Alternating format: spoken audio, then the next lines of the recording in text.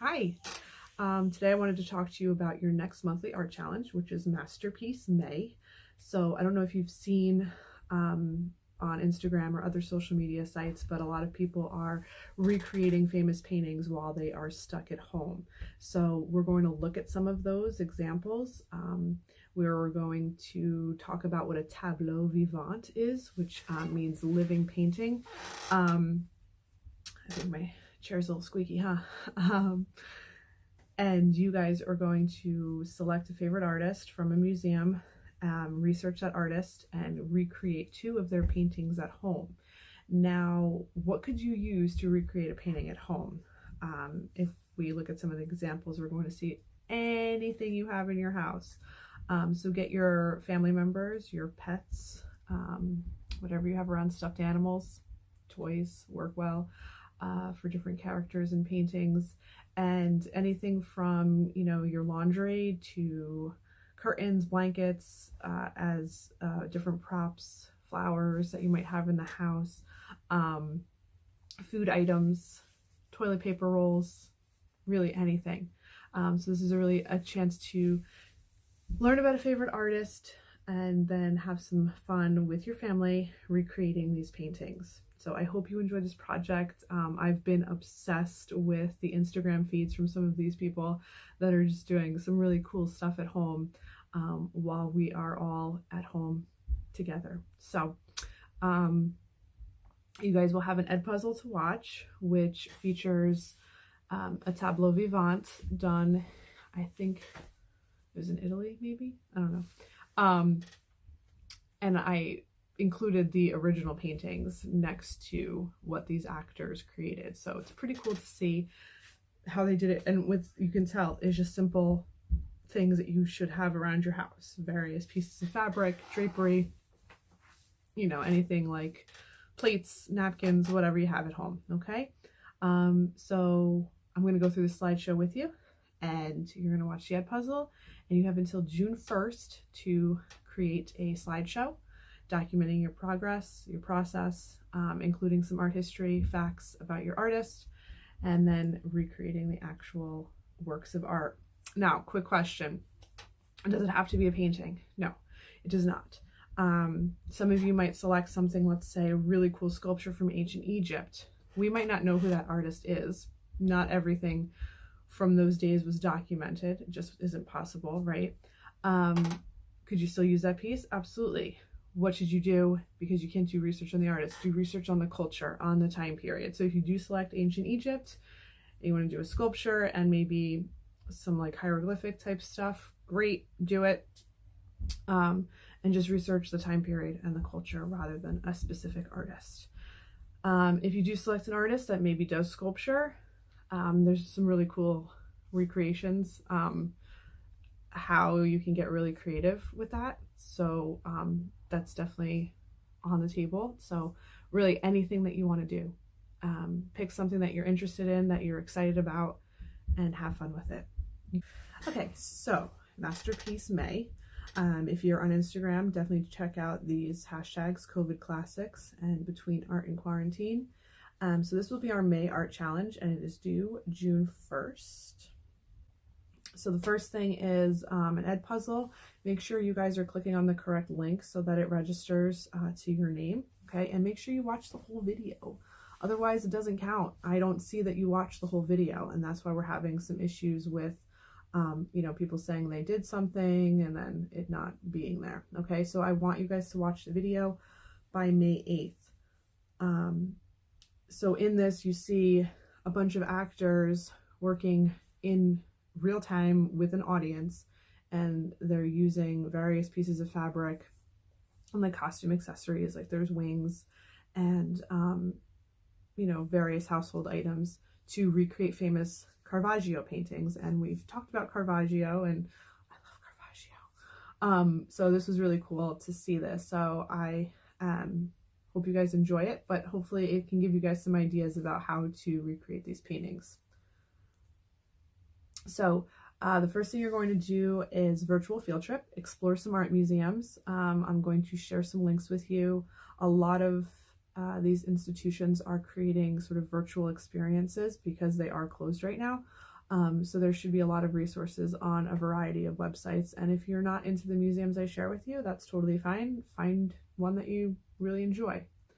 So the goal would be to find an artist or an artwork that you absolutely love. So let's say it's Van Gogh's Sunflowers, and you're like, I love Van Gogh, love the sunflowers, great. So what you're going to do is research the artist, and I want you to select 2 of your favorite works by that artist. So, and then you would use anything in your home, family, pets as actors, and anything you have available as props, and you can be funny, you can be creative. Some people are using, you know, instead of a bottle of wine, they're using a bottle of Lysol because of, you know, what we're dealing with right now, right? So you can be funny, instead of using some, you know, like think of like old Renaissance paintings and there's like a weird ferret or something in with the person that's posing for a portrait. If you don't have a ferret, that's fine. Use a stuffed animal or your cat or whatever you have, okay? So be creative and have fun with it. Want you guys to photograph your process, and then of course photograph the final composition. So you might need to ask a family member to take the photo. You might need to set up a timer with a camera, you know, propped up somewhere or on a tripod or on a bookshelf, whatever you have. And if we look at some of these examples I'm going to show you, you're going to see that these people are documenting their process. Like they have like a behind the scenes photograph of what it looks like in their apartment. And then you're going to create a slideshow as well. So just really quick, I'm going to share this document with you. So this is just a very basic template. You're going to fill it in with your name, your artist's name, general biographical information about your particular artist, and really please do not just copy and paste things.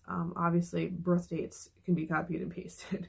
There's not really much you can do to put that into your own words, but don't just copy a paragraph from Wikipedia and pop it in there. I want you guys to really read and understand where your artist is from, their time period, the inspiration.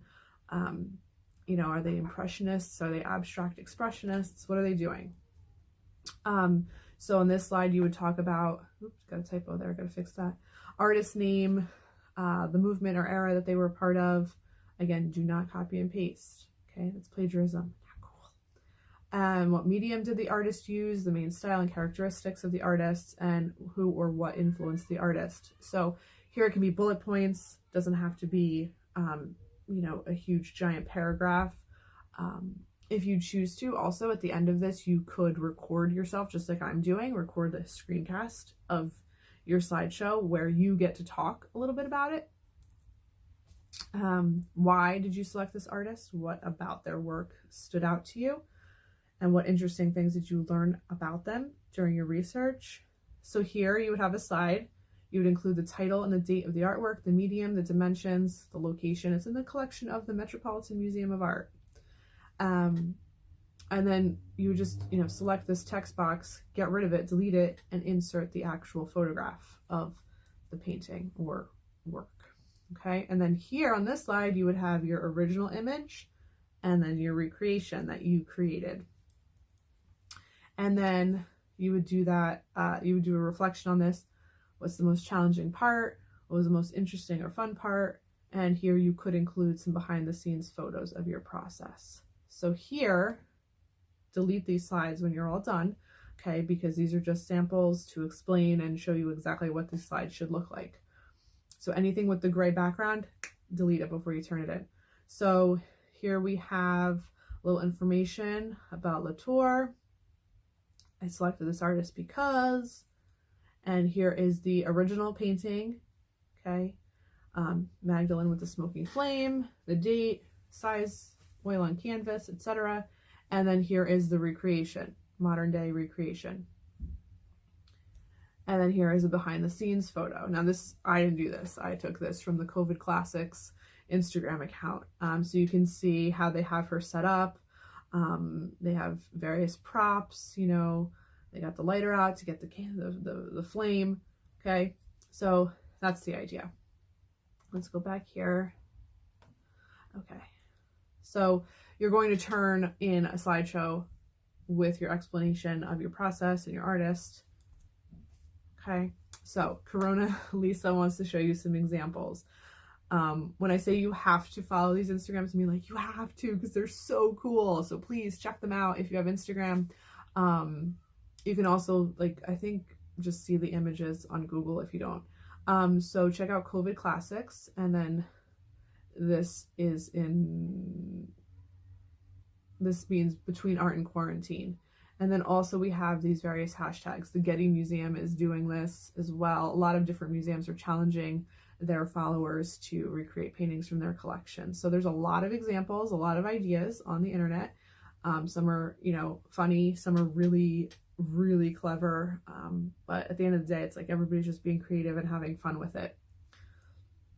So what could you do? What could you use? Like I said earlier, anything from a museum is up for grabs, okay? And then anything in your house is usable. This is our challenge as artists, is how do we use what we have available to us? I think about people, you know, cavemen, right? They didn't have much, but they were still able to create really gorgeous paintings on their cave walls using the materials they had available to them. So use your family members, your pets, food, toys, clothing, blankets, sheets, towels.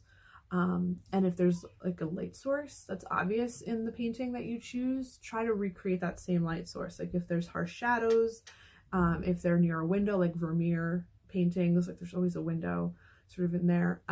So try to use like lamps, candles, windows, doors in the same way that the original artist did as well. Okay, so let's look at some examples that some people have created. So, you know, using what you have in your house, it looks like in this one they used maybe like a shower curtain or some sort of clear plastic. You know, there was foliage in the background of the original painting, so they arranged some house plants. I love that she used the empty toilet paper rolls and sort of created that neck piece. Instead of lace gloves, she's using the latex gloves. This looks like those, like the packaging, sometimes you get like oranges in, I think. You know, so literally whatever you have in your house. This one, wow, she went crazy with all the patterns, right? Really cool though, and it really gives you the sense of the original painting, but you can see it's like, this is just, you know, a bath towel. You know, so think about the colors in the paintings. What are the props that make that painting, you know, iconic, you know? Here, this person used, let's say they used Play-Doh, carrot slices, and wooden beads to recreate Irises by Van Gogh. So I thought this was really creative. You don't need to have people in it. You can have a lot of time, you know, using whatever you have. People have been doing it with laundry on their floor. And then just sort of standing on the bed and taking an aerial shot of the work. I love this one too, Renaissance lasagna noodles. So the lasagna noodles are to represent the lines of text here, and then they sort of recreated this flower using, it looks like a tomato, you know, and various things that are just in the kitchen. Okay. So finding, you know, maybe you're in a prom dress that sort of looks similar to something in a painting, jewelry and accessories like that really make these recreations pop. Girl with the Pearl Earring has been done a million times. It's one of those iconic paintings. We've all seen it. You know, and all you need is a pearl earring, right? I love how this guy captured the energy and the emotion of that pose, you know, yawning and stretching or singing or whatever he's doing, right? So here's an example of a sculpture, and I thought it was really clever how she used the vacuum to create the shape of the harp that the sculpture is playing. So getting those props out, fun hats, books, using dolls or actual babies is really fun to incorporate. I love how this person actually painted their face to look like the original painting. I thought that was really clever. This girl, I have no idea how she did that, how she had fabric that was like almost identical to the original painting. Really cool. So you know, now's the time to sort of search through your attic or your basement for random stuff you have laying around that would work. Here we have, like I said earlier, you know, try to recreate the idea of the windows and the doors that are in the original work of art. So, you know, she's got the same pose, she's got, you know, sort of a drapey type jacket on, the windows and all, sitting at a desk working, but, you know, it's a modern day take on it, obviously. So kind of cool. Here we have a suit of armor. I believe that's from the Metz collection. Could be wrong. I forget where I took all these images from. And how this person recreated it using like tinfoil and other stuff around the house, right? So anything, you know, try to recreate the hairstyle, the colors in the original piece. I love this. This is a unicorn tapestry from the Metz collection, and you know, it's like we got the tree in the background. They built like a little fence out of cardboard. A lot of us are ordering stuff from Amazon and everything, so probably have a lot of cardboard boxes laying around. So what could you use those for, right? And that's put a unicorn horn on their puppy and took a picture. So I thought that was really clever. So in the slideshow I'll share with you, you will have access. You'll be able to click on these links here and do a little bit of research, find an artist that you really like, and pick 2 pieces. You're going to do 2 works of art and recreate them using whatever you have in your house. So I hope you enjoy this. I hope it gives you and your families something fun to do together. And I look forward to seeing what you guys come up with. Have fun.